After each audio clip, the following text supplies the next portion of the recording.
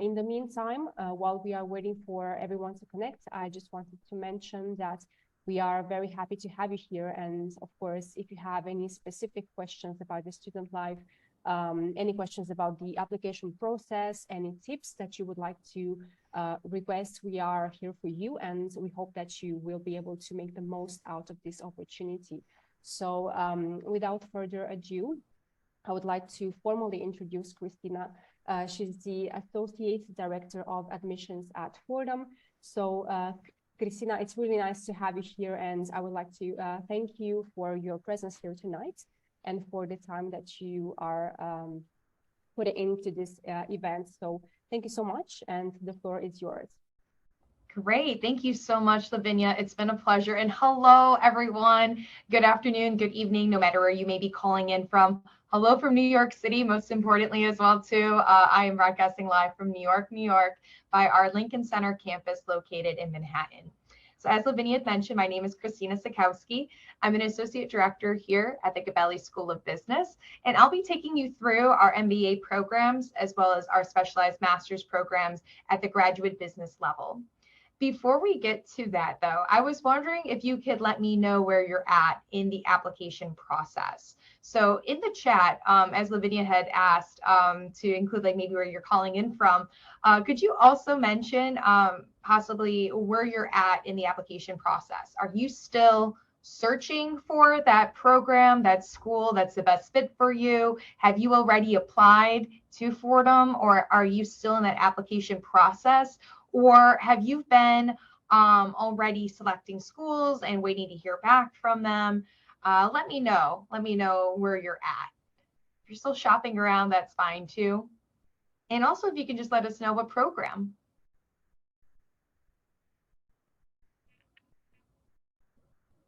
Don't be shy. Feel free to submit whatever you'd like in that chat there.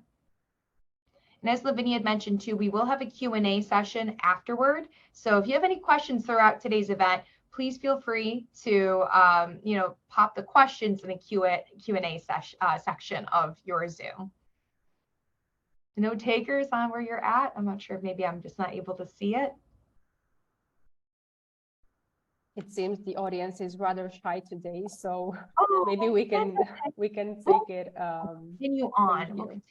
But yes, I would absolutely encourage participants to type in either where they are connecting from, or if you have any programs that you are specifically interested in. As Christina mentioned, we are here for you to help you make a conscious choice about what your program of interest may be, based also on your past curricula. So Christina here is here specifically for this purpose. So Christina, back to you, but hopefully participants will let us know what their preferences are. Yeah, please do. And no worries if you're being a little shy, but I promise Lavinia and I, we don't bite. So happy to welcome that. And thank you, Thang, for being the first to submit something in the chat. That is awesome. So you're a second-year student. That is so exciting. And you're studying business and liberal arts. That's really awesome. Great to hear it. Glad that you're here. Welcome, Sierra, as well. I see it's your first time joining. That's really exciting. I'm happy to, even if it's just to pave the way through that process of discerning the right fitting program for you, I'm happy to do that. But hopefully you find that Fordham might be a really great fit for you. So why don't we go through how do you decide between an MS and an MBA program? So we'll kind of go through exactly a couple different areas, professional areas, as well as experience, and then that investment on your education and your future.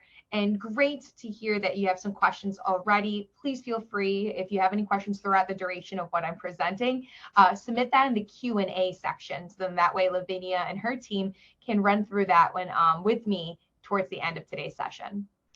So between the full-time MBA and the specialized master's programs, we have a couple different major differences that we really try to educate students on so they can make the best fitting decision for their academic and professional needs. So when it comes to the full-time MBA, we are expecting that applicants to this program have had full-time working experience. And it's not just any type of full-time working experience. And unfortunately, internships would not be applicable in this situation. For full-time MBA candidates, you typically have had at least 3 to 5 years of experience working. And in those positions, you've had some leadership role, maybe not a leadership title, but you've held some sort of role or responsibility through the work that you're doing. So that is our expectation for our full-time MBA program. You typically have a bigger financial investment on your hands when you're pursuing the full-time MBA in comparison to the specialized master's, because the program itself in the MBA is longer. But because it is geared and it's targeted to applicants who have had experience working professionally, there is a higher return on your investment because of that. You're not going into entry-level jobs after completing this degree. You are also going to have a larger option for scholarship opportunities because the full-time MBA program has a longer duration and has a higher cost. Now, on the specialized master's side, these are programs that you do not need to have working experience in order to be considered for. So for our specialized master's programs that are located at the same campus as our Lincoln Center full-time MBA programs, you would also have the opportunity to pursue over 11 different programs. So you have 11 different options to apply to. These are going to be much shorter in duration. So typically, instead of a 2-year full-time MBA program, you're looking at something that's going to be closer to maybe 18 months or so. And usually 2 to 3 semesters is quite just about how much that would be. So you'd have fall, spring, sometimes summer, or the following fall after. So shorter duration, shorter investment of your time, shorter investment of your money for tuition, as we do charge per cost of tuition is usually dependent on how many credits it takes to complete that program. So it's a smaller financial investment to pursue the MS programs. There is less work experience involved. We usually try to categorize students that are pursuing that MS degree as pre-experience. So maybe you've had a little dip in that area or an industry, and you're looking to really hone in on specialized skills that are going to really be pertaining to a particular area of business. So this isn't going to be more broad-based management level as the MBA would be. It's going to be more specific. The career goals between a specialized master's candidate and that of the full-time MBA are going to be different. And a lot of that has to do with the fact that the professional working experience is pretty different and significantly different between these two groups. So as I mentioned before, the specialized master's candidates are typically pre-experienced and may not have as many leadership opportunities in a professional setting as that of a full-time MBA candidate. So as a specialized master's student, you're early in your career. You might be right out of undergraduate programs, which is completely fine.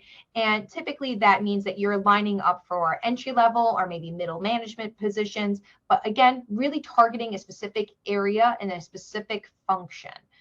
You're building your professional network, and this is a really great way to do that and to really begin that process as well. And usually the salary for a postmaster's graduate is it's going to be more obviously as that from an undergraduate perspective, but the idea is that usually with the specialized master's, it's a little bit less of a return on your investment because we're preparing you for jobs that are more of the entry level if you're pivoting into a new industry, or maybe middle management as well too. With the full-time MBA side, you're really pursuing and aligned to pursue leadership roles out of the gate. So we are really prepping you to be a manager, a leader, a director, someone who will really hone a leadership role. You've had experience working already. So we are really giving you the tools, the network, and the support you need to move forward in your career even further than where you're at. So maybe you're coming into the MBA program as someone who's already worked in an entry-level position for 4 years or so, holding different responsibilities that have allowed you to maybe manage and oversee budgets, people, or projects, but maybe you just don't have that title quite yet. This would be a really great fit for you to really own that management and leadership position and direction. You'd have broad experience across business areas. So you're really looking to be an expert in multiple areas of business. And again, overseeing that from the big picture and management level. and you're really expanding the network that you already have. So you're not so early in your career that you're still laying out the foundation for your network. You are most certainly building upon it and adding more to it as well. And maybe even being more strategic about what types of networking you're doing and knowing, okay, this is connecting me to this is connecting me to that area of an industry or that function of that industry, and really being aware of that connection between your network and where you see yourself heading. So that's a big part of that too. And again, the post MBA salary is going to be upwards of over $100,000. It's even more than that too, depending on the types of positions our students are pursuing after graduation. But it's going to be higher than that of the specialized masters because they're coming into leadership roles now instead of the entry level or middle management. So in terms of format and curriculum, again, the duration of these programs are going to be different from one another. The full-time MBA has a higher duration of investment involved. So you're investing more of your time and more of your money into this program, again, receiving a higher return because of that. Now, this program is a 2-year program. The full-time MBA is very immersive. So the idea being that you're fully concentrating on the program itself. Typically, it is designed where the first half of the program does tend to have quite a lot in terms of the cohort classes you're taking, as well as a higher demand on you as a student. So it can be challenging at first. We do have an orientation program that helps to introduce you to that as you're kind of pursuing the program itself. So you're kind of in a crash course before you begin classes that will set you up for success later on. But really, this is going to be, you know, a more of a highly immersive program. So it's full time, 2 years. Sorry to interrupt. I'm not sure if this is intended, but we are still seeing the first slide of the presentation. I'm not sure if you have been skimming through the slides. No, yeah, I have been moving. Let's see. Sorry about that, everyone. No problem. So in the meantime, for the participants that have joined, welcome to the event. And of course, if you have any questions about the programs, about the admission process, feel free to type your questions in the Q&A box, and Christina here will take them after the presentation. Christina, back to you. Thank you. Thanks, Lavinia. Sorry about that, everyone. Here I was thinking that I was following along on my monitor here. So anyway, like I was saying, with a full-time MBA program, it is a 2-year program. It's highly immersive, and you're looking at not only just theory-based lessons, but more of the application of that. So you're learning different areas of business, but then also learning directly how to apply what you're learning in a business environment in a professional setting. There is a focus on leadership and soft skills as well too. So again, really preparing you for that management role afterward, and really leaning into the other areas of what makes you a professional too. How you network, how you engage with others, how you delegate tasks, how you work in a collaborative setting with others as well. These are all different areas that we'll focus in on through different workshops, through different speaker series, and different ways to really make sure that you sharpen the skills that are needed to be successful when you are graduating or when you are interviewing with, say, internship positions. So typically between year 1 and year 2, over the summer, there's a summer internship that we would prep you for the first year. And then afterwards, of course, that following year when you're searching for and seeking out those full-time positions. So we will be working with you to make sure that you're really honing in on not only the leadership value skills you have, but also the soft skills you bring to the table as well. And again, as I've been kind of harping on and on about this, it's a longer time commitment.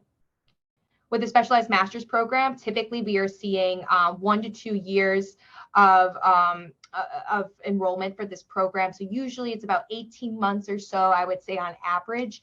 Sometimes it can be completed in less time than that. We do work off of a semester scheduling. So we'll have fall and spring semesters, and oftentimes students may have summer course options or a following fall semester option as well too, to complete the program. This is more theory-based. So as you can imagine too, because many of our students are coming into the program without as much direct application experience in a professional setting. A lot of what you're learning is still going to be theory-based, case competition-based. There is still some application, but the majority of your lessons are still going to be lectures and analyzing different cases as well too. It's going to be more collaborative. So the focused coursework is going to be collaborative in nature and that you're working together in group settings. But unlike the MBA, where you have a mastery of broad business knowledge, you're really specializing and really honing in on a particular area of business with the specialized master's programs. And as I've been kind of mentioning as well too, this is going to be a shorter time commitment than that of the full-time MBA.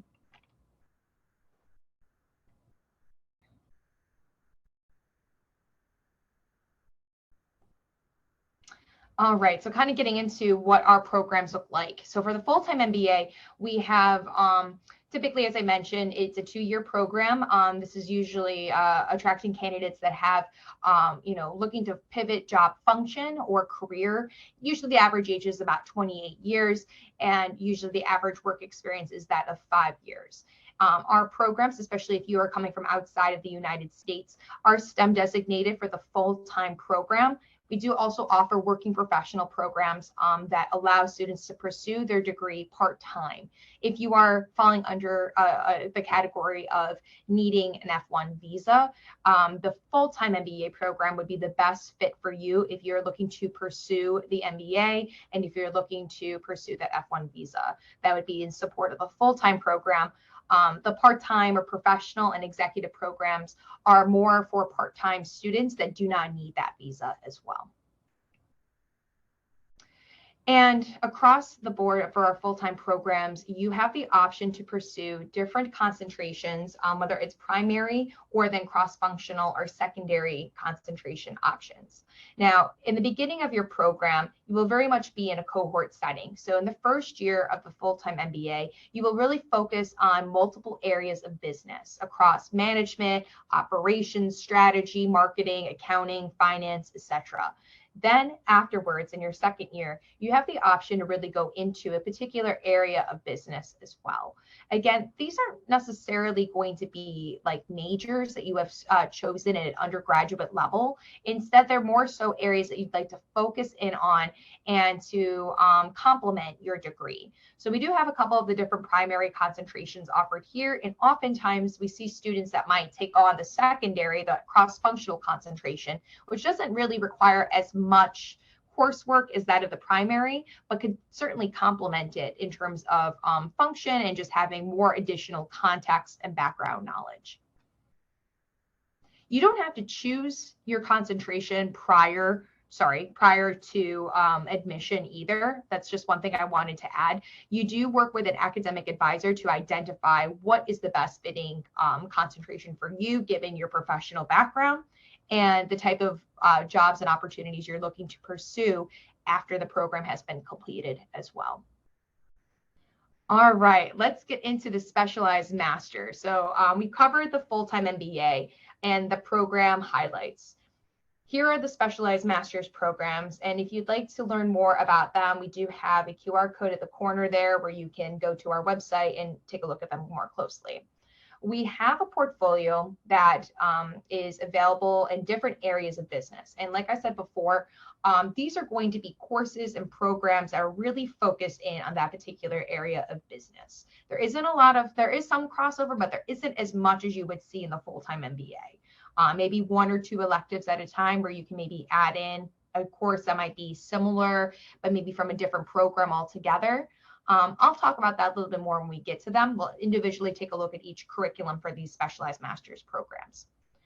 The majority of them are STEM designated. So this allows our students the ability to not only pursue the program, but then after, and especially when you are graduating from the program and looking to seek professional opportunities, this will allow you to stay in the United States for up to 3 years of what we consider to be called occupational practicum training time.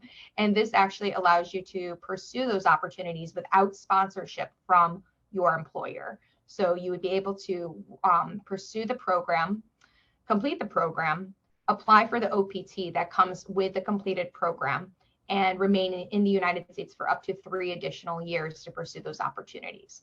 We assist you with the career guidance, as well as what would be the best track, or how to really optimize your time when you're here in terms of applying to internships, or really working with our career development services to sharpen your skills so you can pursue different positions after the program. But otherwise, this is something we have in place for the STEM designated. So any of these programs that you see that have a STEM badge, that OPT is available for the 3 years for those programs. Otherwise, it is usually, there is some OPT available for non-STEM programs, but it's just not as long as the 3-year time. So we have a couple different areas that our MS programs are blocked off in. We have analytics, business technology, finance, management, and professional services. As someone who would be pursuing an F1 visa, you would have to pursue the program full time. All of these programs have admission in the fall, but some of them do offer some admission intake in the spring as well as in the summer. And each one has a different duration of time needed to complete the program. So we'll get into that. But first on our list here is the Master of Science in Accounting, which is STEM designated, a 30-credit program that can be completed in about 2 to 3 semesters. This is usually a program that does require some sort of prerequisites. So if you are coming from a non-accounting or business background, that's totally acceptable, but there might be some additional courses that you'll need to take to ensure that you have the foundation for the program itself. So usually intro to accounting could be one, financial accounting, tax. And oftentimes, if you had studied outside the United States, the tax credit you had received might not be that of the US tax law. So we'll have you retake that in the US tax context for the program.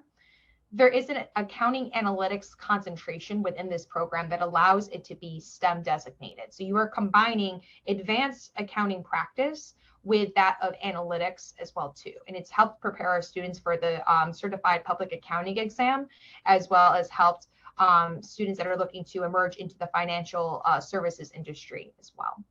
We often partner with Big Four firms, and being in New York City, we have a lot of great access to those firms, and many of our faculty are actually coming from the Big Four as well.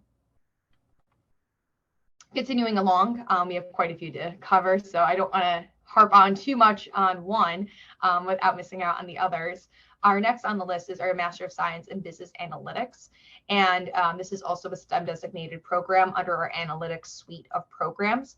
This program will allow you to really utilize the concept of data in programming in a business context, and be able to really speak about how data patterns, campaigns, and how to better mine and organize data to ensure better business practice and decision making. This does leave some room for elective courses in other areas as well. Sometimes some students may find a crossover between business analytics and, say, our MS in Information Technology program, or finance program, or marketing program. So you would work with an academic advisor to see if that is something you would like to identify for yourself, or if you want to stay within the area itself as well too. Some of the sample electives that we have here are, again, diving in deeper into the areas of analytics, and especially computer programming and machine learning. But then there is some crossover, as you can see, with financial programming. So really trying to combine the area of analytics and that machine learning with that of finance. Cybersecurity, which could be more under the information technology area that we have here at Fordham, and even more machine learning as well. So looking to code. C++ is very popular for this program, and typically we do recommend having some experience in computer science or in programming before pursuing this type of program. The Master of Science in Finance is one of our finance programs in the financial suite that we offer.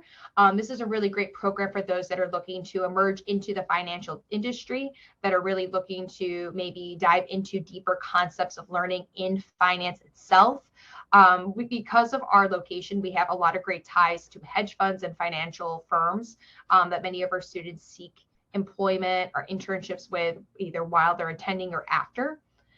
This program is 30 credits as well. It is STEM designated too. It also has the ability for students to elect to pursue tracks, and these tracks would allow you to really hone in on a particular area of finance that you'd like to specialize in and to learn more on as well. And also, like the business analytics program, it does provide a couple of options for elective courses too. So you do have the option to add in additional electives. And we do have more that are actually listed on our website as well. And like all of our programs, you would have a program-specific advisor who can work with you academically to speak on the course offerings for the program, but then also what types of electives and classes you can take that would then, again, help you to grow and to build your knowledge professionally and academically as well. Like the accounting program, there are some prerequisite courses that we will analyze and review you for prior to entry to this program. Typically, it's in accounting, finance, and economics to ensure that you do have the foundation and the ability for potential success in the program itself. So the prerequisites aren't to deter you by any means. We do want to make sure that there is a foundation that we're all starting from, and that's why we offer them. The prereqs, if you do not have them, will actually be added onto your program, and you would actually have the opportunity to finish them and to complete them prior to entering the program in the fall. Our Master of Science in Information Technology is also a 30-credit program. It is part of our information technology area, and it is also STEM designated. This program is really great for those of you who are interested in information science and utilizing technology for operational purposes, and especially utilizing certain systems for business practice. So a lot of cybersecurity areas, data cleaning areas, some crossover with our business analytics area as well in terms of programming, also applications in finance as well too. So you can certainly apply some of the lessons you've learned in the area of finance, or even pick up some elective courses and put and apply those towards the information technology degree as well. We do also offer a joint program where it'd be a double master's in business analytics as well as information technology. And some of the courses are borrowed from each other. So it would be a longer program than the 30 credits that I just went over for both of these programs, but it would combine both the analytics side and then the information technology side as well for operations. Our Master of Science in Management is not STEM designated. The OPT time for this would not include the 3 years that I had mentioned before, but it's still a really great program for those of you who are looking to enter into a program that will give you more lessons or more additional knowledge on how to lead and how to do so in a sustainable and ethical manner. We are a Jesuit institution after all, and that actually has reflected value in a lot of the courses and topics that we cover in all of your classes, whether it is in the MS in Management or the full-time MBA program. We talk about business with purpose, and we talk about being mindful of business practice and making decisions that not only benefit the profit of a company, but benefit the community and the people and animals and environment that survive within that community as well. So sustainable practice and sustainable leadership are areas that we do focus in on our Master of Science in Management. We also will talk about different areas of business as well too. So with that being said, oftentimes we do recommend that this is a best fitting program for students who do not have as much business background. So if you're pursuing a degree in liberal arts and you do not have the professional experience needed for the MBA, but are still seeking management and leadership experience, as well as broad-based knowledge in business, the MS in Management could be a really great fit for you as well. The Master of Science in Marketing Intelligence is a 36-credit program that combines advanced marketing practice with that of data and analytics. So it is under our analytics suite, and it certainly does combine statistical reference and research and market research in order to really forecast and determine the success of consumer campaigns and marketing campaigns as well. So consumer behavior is a really big trend here as well in this program. If you've taken classes in consumer behavior or even in psychology, this would be a really great way to complement your liberal arts degree with that of business. So learning how to strategize and really hone in on certain brand management and marketing, and finding ways to campaign and strategize a campaign so you know what that success looks like is a big part of this program. One of my favorite parts about it as well too is the fact that there is an applied project geared towards the end of the program, which actually combines everything that you've learned throughout the duration of the program, and then also allows you and your team of other marketing intelligence students to present and consult with a real life company in New York City and to help them find solutions to marketing-based problems. So in the past, we've worked with McKinsey, which is an advertising and marketing company. We've also worked with Pfizer. We've worked with a food network as well too. Who doesn't love the food network? And we've also worked with Vans, the shoe company, as well too. And each year we try to find a different partner. Our Master of Science in Media Management is a great fit for you who are coming from the journalism, communications, public relations side, and are looking to merge those areas of communication with that of business. So this is going to go into the media campaigning, media marketing, media and digital design, digital marketing strategy, communication strategy, especially in times of crisis. So crisis communication is actually another area that you can go into with this program as well. What better time to go into such a field as this? There's just so many different communications and messaging that go out to consumers, to people within companies, internal, external, and the media management program will help you really learn and discern different practices. We have partnerships with different entertainment companies such as CBS, NBC, who actually neighbor our campus. So on the Upper West Side of Manhattan, we have CBS that's just south of us, and we actually have ABC, which is north of us. But we've had quite a few connections with NBC Universal as well. So a lot of really great opportunities for students who are looking to really go into the business side of media as well. And like our other programs, this is a STEM designated program. It is 36 credits. So it does take a little bit more time to complete than the other 30 credit programs. The Master of Science in Quantitative Finance is one of our last programs available in the finance suite. We have 2 finance programs.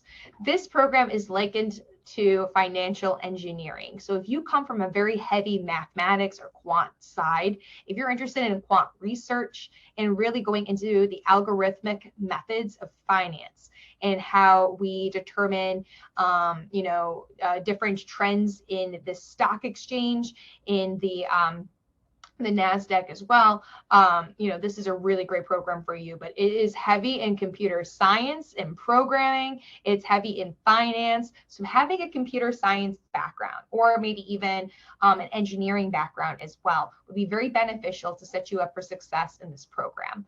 The business side of it, we can teach you, but the programming side where it's advanced math, that is the side that you usually need to come prepared with. So it is a pretty competitive program, but the placement rate for this program is exceptional. We are seeing students from this program finding positions right away, right out of the program, usually in quant research and in different areas of analytics that pertain to finance. They're working with hedge funds. Oftentimes they're seeing very many that are in like JP Morgan or in Vanguard and in other financial institutions as well. And last but not least, we are at the MS in Taxation program. This is our last program offered here at our MS suite. And I'm sure you're all like, oh my God, she had a lot to cover there. This MS in Tax program is actually going online this upcoming year. We're very excited for the flexibility of courses. But if you are a student that needs that F1 visa again and is studying under it, this may not be the best fit for you, but you still have the option to maybe take an elective or 2 as you study in the accounting program. So if you're interested in some tax courses, I would suggest pursuing the accounting program and then opting into maybe some electives in tax. But otherwise, it's a really great program for those of you that might be interested in tax accounting, tax law, international tax as well. It's 30 credits, and unlike our other programs, it is not STEM designated, unfortunately, but it does have the flexibility for online learning if an F1 visa is not something you need to seek. All right, So when you're determining the best fitting institution, you shouldn't only ask yourself, are the classes great? Is the location something that I will find myself enjoying or worthwhile? You should also consider what it's like to be a student there, not only just in the classroom, but outside of the classroom as well. What type of initiatives can you find at this institution that are going to help you grow, not only within that area that you're learning, but also in other areas of your professional career? And at the Gabelli School, we do offer quite a few different opportunities for our students to branch out to meet each other. Some of my favorite opportunities include the student organizations that are ran only by our graduate business students. These are industry-based programs that really do emphasize the importance of networking and connecting, and then also really helping to educate our students beyond the classroom environment. So we're oftentimes asking different alum or different members of our Gabelli community to visit campus, sometimes through faculty connections or other connections we may have with alum as well, and giving guest speaker series and talks and workshops to our students. And oftentimes those are being facilitated through the student organizations whom fall under that category of where that expert is speaking on. So we have a finance society where they do often have it's like a spotlight series. So they'll invite different finance members or finance executives to come to campus and to meet with our students and to speak, and even just to like network and talk about different trends in the industry. We have what was just recently held, actually, our Fordham Women in Business conference. And for those of you who may have celebrated and acknowledged the day, yesterday was International Women's Day. So in celebration of that, as well as Women's History Month here in the US, the Fordham Women in Business Society held their annual conference that talks about the different challenges that women face, whether in leadership roles or across multiple industries in business. We also are really proud to say that our current president of the university, as well as our dean of our School of Business, are both women. So we do really acknowledge and support and empower women to be future leaders of today and tomorrow. We also have a couple different cultural programs and cultural organizations too that celebrate where our students are coming from and where different businesses is taking place. So we have a South Asian Business Association, which celebrates many of our students from India and other parts of Southeast Asia. We also have our Chinese Business Association. We have our Black and Hispanic MBA society as well. And we also have a Gabelli Pride organization too. So these are all great ways to, again, get to know our student body, to, network with one another, to attend different events, and just celebrate what makes us all unique and wonderful. In addition to the organizations too, we also offer our Responsible Business Coalition and Leadership Certificate, which is usually available to our MS students only. And this actually allows our students to gain additional insights on what it means to be an impactful leader, to work in groups in a successful way, and to collaborate better with others too. We also have our Fordham Foundry. So if you are interested in an idea or becoming an entrepreneur and you need a way to grow that idea and to grow that business, this is a really great way to incubate those ideas through startups and to also grow those ideas through case competitions and presentations that may actually end up earning you money towards your business itself too, through our angel fund.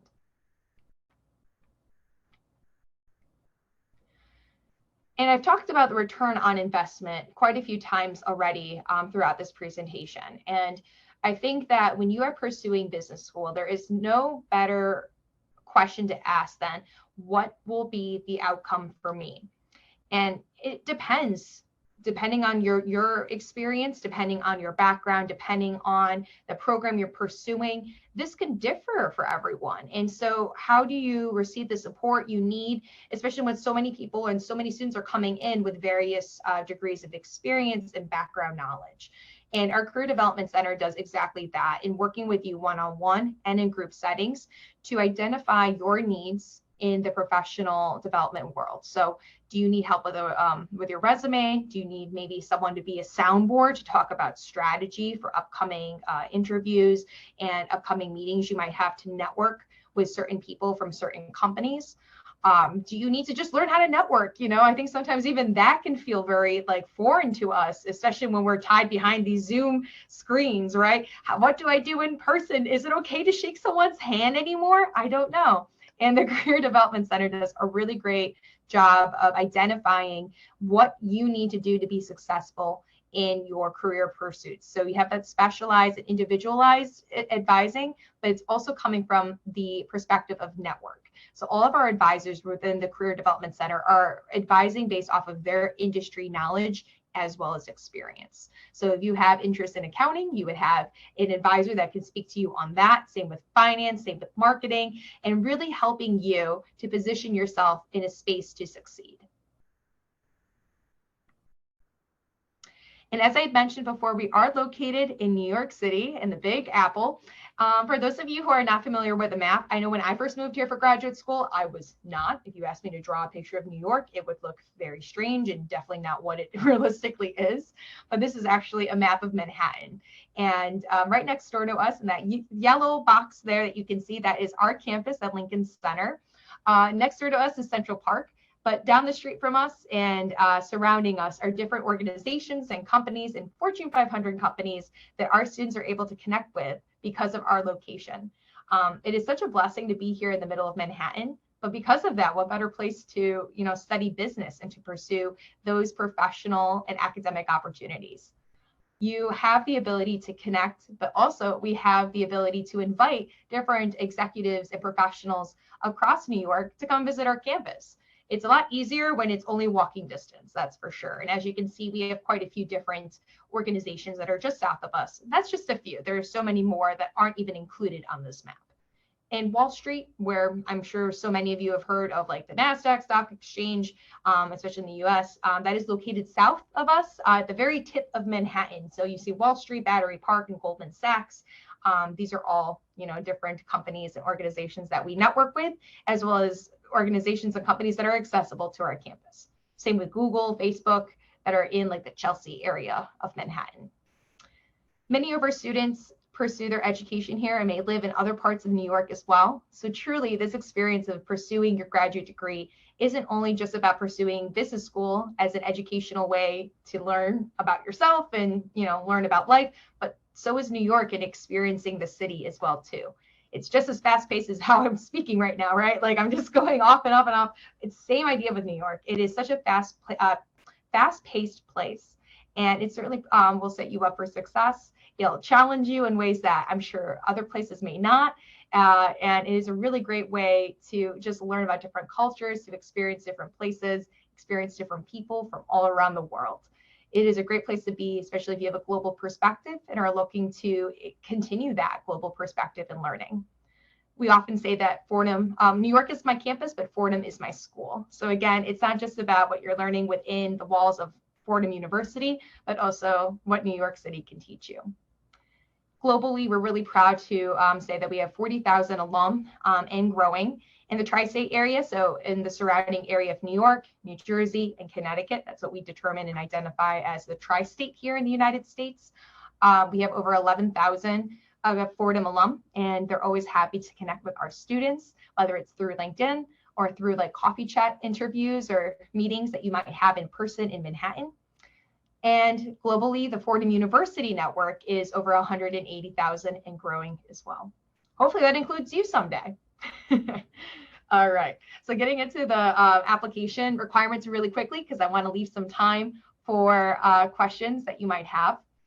We do have a couple different requirements here. One thing that I would also inform you of is that we are currently test optional. So across all of our programs, the MBA included, we do not require the GMAT, GRE, or executive assessment scores. If you have attended an institution outside the United States and within a country that does not acknowledge English as its main language spoken, a language proficiency exam is necessary in order to move forward with the application process. We accept the TOEFL, IELTS, PTE, and Duolingo scores for that requirement.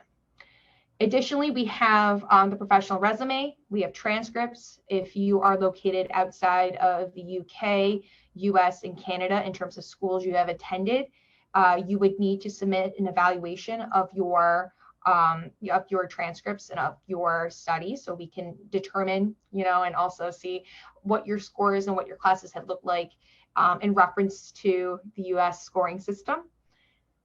We also require essays to be written and submitted within the application itself. So we are on the business CAS application at the moment. It is the common application system for business schools here in the United States. And it will allow you to select other schools if you're interested in pursuing other institutions, but most importantly, selecting us and applying directly through to us as well. So you'll have the opportunity to submit your essay for the application directly within that online application as well. Professional recommendations. So we have one as a requirement, but we do prefer two. And depending on the program that you're pursuing, especially if, say, you're pursuing the full-time MBA program and you've been working for the past 5 years, your recommender should certainly be reflective of that professional working experience. So maybe a colleague, a previous supervisor, or a client that you've worked with would be appropriate here. For those pursuing the specialized master's programs in which maybe you have some limited working experience, having an academic recommender is perfectly acceptable. Same with maybe an internship supervisor as well. And last but not least, we have the admissions interview, which is invitation only. Not every applicant is invited to interview, but it is just an opportunity for us to get to know you a little bit better, as well as for you to get to know us. So feel free to ask us questions as well too throughout this interview. If asked to interview though, I would hope that you are knowledgeable of the program you applied to and why you applied there. So, as we went through this session and this presentation today, I hope that kind of helped spark reasons why you would want to apply to us, right?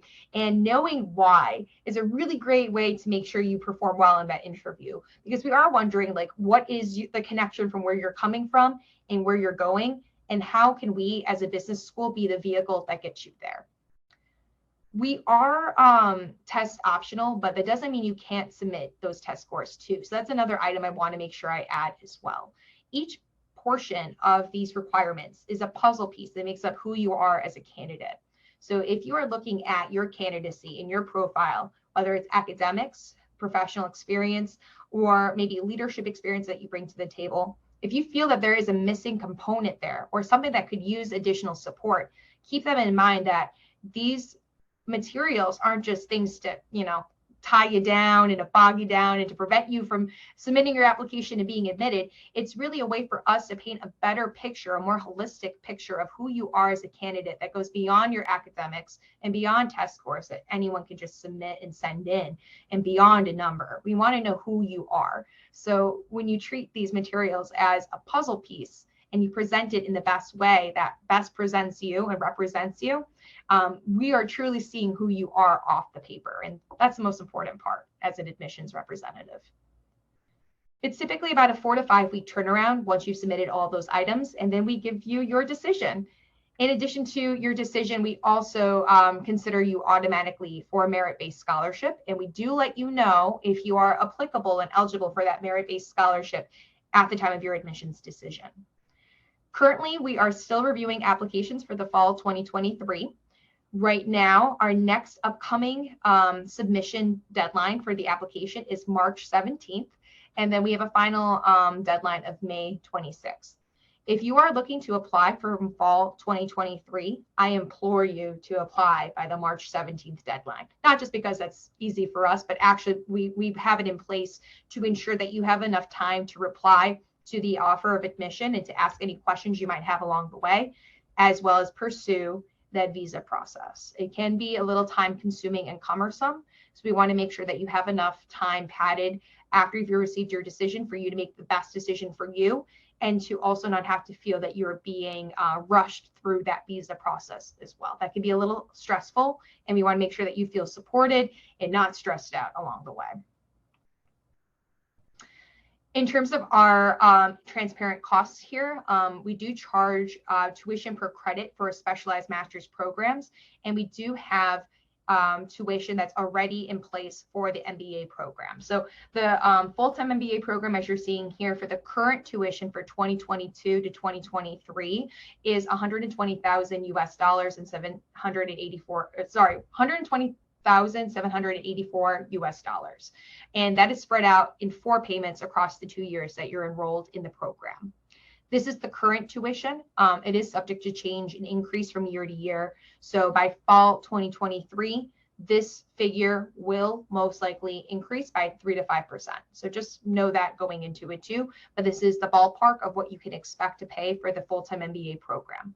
Again, more of your investment, but that doesn't mean that you don't get a high return as well. So that is part of the investment, is that return, as well as consideration for scholarship, which is already baked into when you apply. So there's no separate application for us for a scholarship. And for the Master of Science programs, we currently are charging $1,950 per credit. So you would multiply the amount of credits needed for your degree completion by that tuition figure. Again, just like the full-time MBA tuition, this is subject to increase by next year. So just know that in the fall 2023, if you're applying for that program or for that intake semester, you will probably see an increase in your tuition dollars there. We do also have one-time enrichment fees, which is where our Responsible Business Leadership Certificate falls under for those of you that are pursuing the master's programs. And for the full-time MBA, we do have enrichment fees that include global immersion and other networking opportunities too. We have recurring semester fees that occur each semester that you are billed for registration and tuition. So this is included in your bill when you are also registering for classes. Typically, you're billed for each semester. So going into the fall semester is one, spring semester is another. If you're applying for, or if you're taking classes in the summer, you'll also have summer course bills as well too. In considering how you would finance your degree, I had already mentioned that you are considered automatically for merit-based awards at the time of admission decision. And what goes into that is not necessarily the need, unfortunately, of the student, but more so of your academic profile and strength of candidacy. So do you have relevant experience in the area that you're applying towards? Do you have significant leadership and experience in network? Do you have an excellent academic profile or have submitted scores that really make up and really showcase your potential in the program? These are areas that we're really looking at for the merit-based awards. And they do range by program. As you can see, the full-time MBA program has starting merit scholarships from $30,000 to full tuition. Those full tuition awards are very selective and exclusive, but anywhere from $30,000 to full tuition can be very beneficial for our students in alleviating the cost of attendance. We also have a Master of Science scholarships available too at the merit level, and that ranges from $10,000 to $30,000 per program. Again, the investment's a little bit less for those Masters of Science programs. So you can see that that is reflected in the merit-based award range as well. When you are a current student here, you also have the opportunity to apply for graduate assistantships. We also accept private loans, and we also have continuing student scholarship options. Okay, I think that brings us to 5 minutes beforehand, and hopefully we can run through some questions quick. I don't want to take up too much more of your time. If you have any questions for any of us here at the Gabelli School of Business, here is a list of my colleagues, myself included. And if you'd like to reach out to any one of us, our programs that we oversee are listed above us. And our information is right there too for emailing. Perfect. Christina, thank you so much for the presentation. It was extremely insightful and precise. So I hope the information was useful to the participants that have stuck with us until now. So to move to the Q&A session, we do have quite a bit of questions, but I would like to start from the most interesting first. So a participant is asking how many students of the Master in Media Management find employment in the industry after graduating?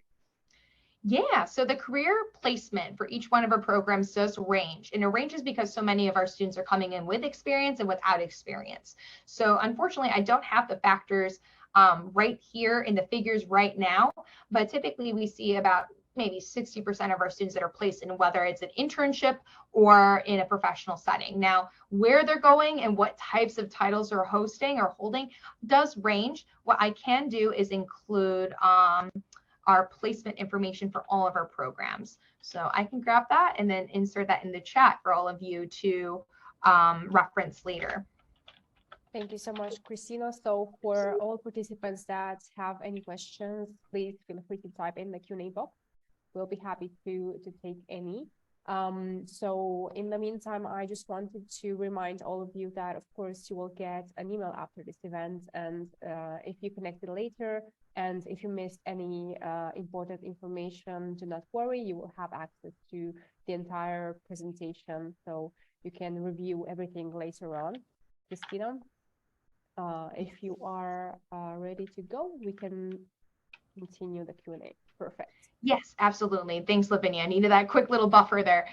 So in the chat, I've included the 2021 outcomes. Our 2022 outcomes will also be updated on that same link shortly. But for now, there's the 2021 outcomes for our full-time MBA as well as our other specialized master's programs.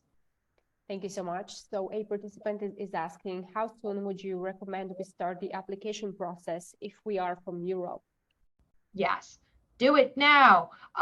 If you're applying for fall 2023, I highly suggest applying by March 17th. So having all of those items that I had gone over for the application process should be ready to go by March 17th to submit for candidacy and for consideration in time to pursue that visa process. So I would suggest in the next 2 weeks, do it. So start yesterday, basically. Yeah, essentially, but that's okay. That's all right. We'll work with you if you're missing like a couple items along the way. Reach out to our team. Let us know if you're having troubles procuring anything. Typically, unofficial transcripts are acceptable for the admissions review process. So that should hopefully help kind of buy you some time. I know sometimes the recommenders can be a little bit of that can be more time consuming because you have to talk to and ask for them to recommend you. Thank you so much, Christina. So a participant is asking if you offer any scholarships for the online management course. And I know we touched on the scholarships, but perhaps we can review this information. Yeah, so we do offer a couple online programs, and these online programs have a little bit of a slightly different budget as our on-campus residential because the needs of our students are a little bit different for those programs. We do consider you for a merit-based scholarship for the online MS and management program, but it might be a little bit less than that of the consideration that you would see if you were to apply for the residential program. Also, one thing to note, if you are interested in an online program, please note that OPT does not come with those programs. That if you are looking to work in the United States after completing a degree with us, you would need to be in a residential program. Thank you so much, Christina. So to stay on that note, a participant is asking if you assist with the visa process.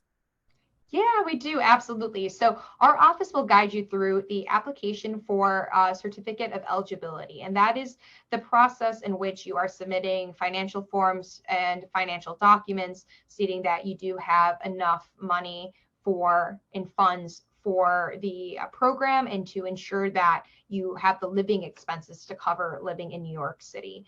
So we will actually assist you through that. Once you've received your admissions decision, and you elect to deposit and to enroll with us, we will then start that process for the visa. So the visa process doesn't begin until you also say that you are committing to us. So we'll say we commit to you by admitting you, and you say, yes, I'm coming to Fordham, you submit your deposit, and then that's when the visa process begins.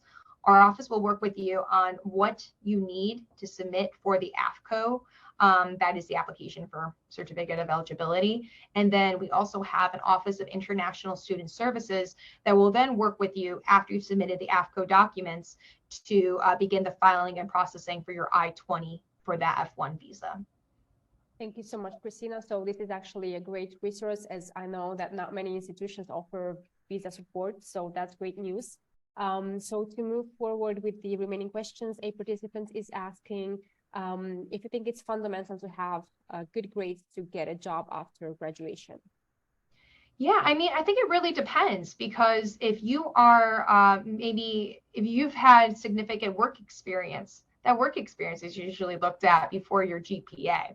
But it is the combination of the two that will help give us a better idea of your potential success in the program. We want to see that you can handle the coursework. So in a previous situations academically you may have struggled, it's important to note in your essays, and again, you are protected through privacy laws here, so we're not going to be exposing all that information to our Gabelli community. That's not what we do. It's for the committee itself and to better understand you as a candidate and applicant. But if you had struggled through your academic process or academic journey, let us know, what was going on. And if you've learned from that, that's important too, because we want to understand that you're going to be successful in the classes you're going to be taking. So depending on the program, and especially if it's a specialized master's program where maybe you haven't had a lot of experience working full-time in that area, it is really important that you've done well in school and in those classes that are relevant to the area you're pursuing. With the full-time MBA, it may be a little less important, but still important too. And this is why maybe meeting with one of my colleagues on the team might be important here, because you really do want to be transparent with what you're presenting and how we can help you through the application process. Thank you so much, Christina. So we do have a couple final questions, and then we can wrap this up. So a participant is asking if people coming from non-STEM bachelors are eligible for STEM-oriented master programs.